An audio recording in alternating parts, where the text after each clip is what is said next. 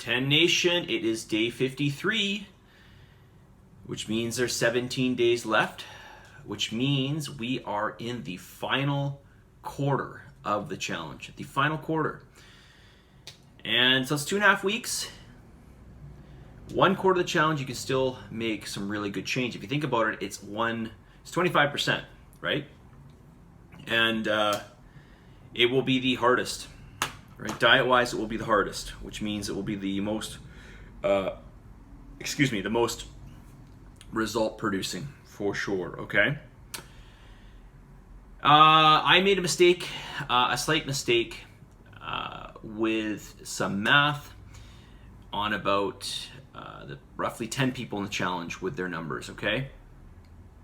So if you, I'm talking very, very small, I'm talking about like a 1% difference, but still a couple grams of carbohydrates.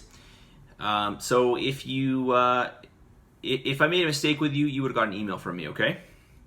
So just check your email, you would have got that today. Okay, questions. I mentioned this yesterday. I talked about this question. Protein, so let me just reread it out here, okay? Protein macros are high for the challenge. Is this higher amount something that should continue outside the challenge?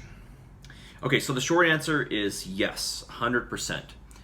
Now there's a lot more I can say on this, but in general, especially I know this person and I know what they're trying to achieve, as are most of you trying to achieve the same thing. Yeah, 100%, I would keep your protein higher. Okay, now keep in mind, I wouldn't consider this high. This is just like balanced within your macros, right? So like in terms of percentage. So it's not really high. It's relatively, it's higher than what you're used to, okay? Because we're used to eating fat and carbs all the time. That's what we eat.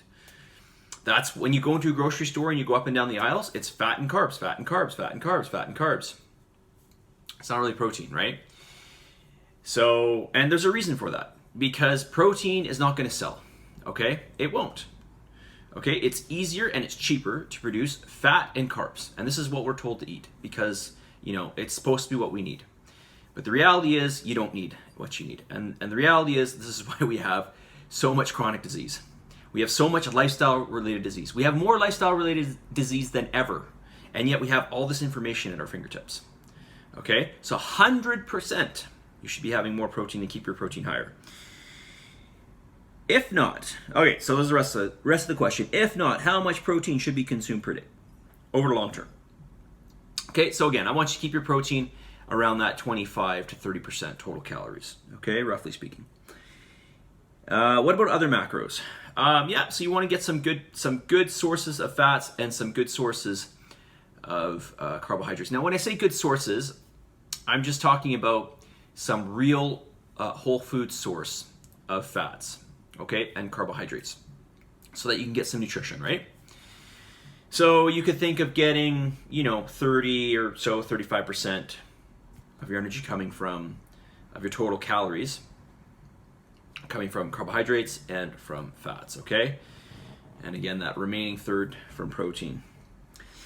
How are the amounts determined over the long term? Okay, well, this is really dependent on, so initially it's largely based off of the amount of exercise you're doing and your lean body mass, okay?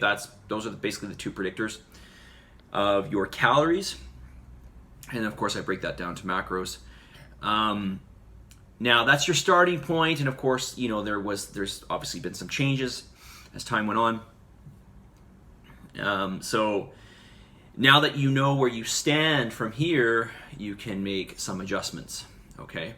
And listen, your body's never static. Your body is never static. So my suggestion is to undulate your calories over time, up and down, up and down. Not significantly, but to some degree, okay? And I would do this with your energy sources, and I'd keep your protein pretty much consistent the whole time, okay? That's the very concise answer for this. And I know that you might be sitting there saying, what the heck? But I can explain this more in the finale, okay? But that's ultimately what I'd like you to do. Your macros and your calories are going to sit somewhere where they are right now, plus or minus I gotta be careful when I say this because I have people that are, have done this is their second challenge in a row, so I've got different numbers going here. But let's just say plus or minus 10%, 15%, okay? Okay, that's all I'm gonna say on that.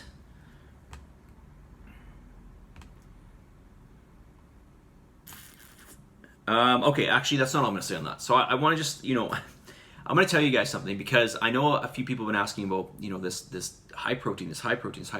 It's not really that high, okay? It's not really that high. It's, 1/3 of your calories. Like, what do you, if you're not getting protein, what are you going to eat? You need calories. What are you going to eat? You're going to eat fat and carbs? That's what you're primarily going to eat? Okay. Go ahead. But just expect that you're going to feel hungry, okay? Especially if you're not eating real whole food. And you're probably going to put on body fat. It's just the way it is. Okay? So, you've got to pick here. So, you've only got 3 things to pick from. And if you want to live off of carbs and fat, go ahead, but I don't recommend it. Okay? I really do. I'm going to wrap this up here, okay? But I really do 100%, I would lay everything I own. I'd lay everything I own on the line to see, well, let me just say this. I would bet everything I have, okay? That if you increase your protein, if people increase their protein, we would see less of this chronic disease. We'd see less diabetes. We would see less blood pressure problems. We'd see less heart disease. That's right. You'd see less heart disease. I'll say it one more time. We would see less heart disease, 100%, and 100% we would see less obesity. 100% if people just simply increase their protein. Okay? Now, obviously, I want people to do more than that, but I'm just saying that would be a great start because it would just lower people's calories overall. It would lower the amount of calories they're eating if they increase their protein. And that's a problem. People are over-consuming. Okay. I don't know if I can answer this question. Let me read it here. If I'm planning an endurance activity, do I need to modify my macros so that I don't go too far into a calorie deficit or compromise my lean mass? Okay, and this question goes on. Okay, so let me quickly answer this. I'm at 8 minutes. Okay. So the answer is no. Don't worry about that. Okay, so we're talking about one day. We're not talking about, weeks or months on end of this happening, okay? We're talking about one day. So one day is fine. One day is fine to have an extra deficit, okay? You're not going to compromise lean body mass in one day, and you're not going to compromise your metabolic rate, okay? And especially if you are somebody that's holding extra body fat, you have extra reserves. Your body can use those extra reserves, okay? So don't worry about if you're going on a hike or a long bike ride or what have you. Don't worry about the fact that your macros are the same right now and that you might expend more calories, okay? We're talking about one day, right? So, or maybe we're talking about in totality a couple days, right?